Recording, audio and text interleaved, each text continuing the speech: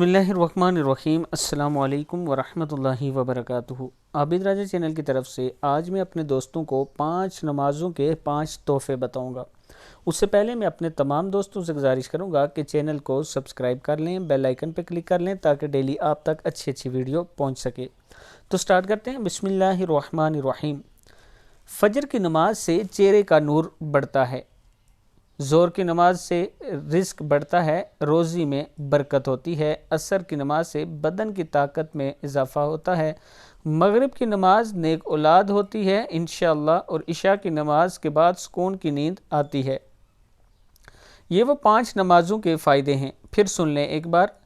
فجر کی نماز سے چہرے کا جو آپ کا حسن ہے، نور ہے، وہ ظاہر ہونا شروع ہو جائے گا، چہرہ خوبصورت ہوگا۔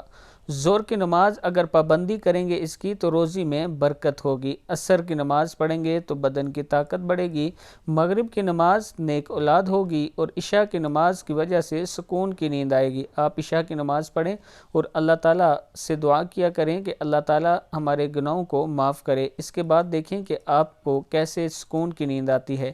اس ویڈیو کو آگے ضرور شیئر کرنا۔ السلام علیکم ورحمۃ اللہ وبرکاتہ۔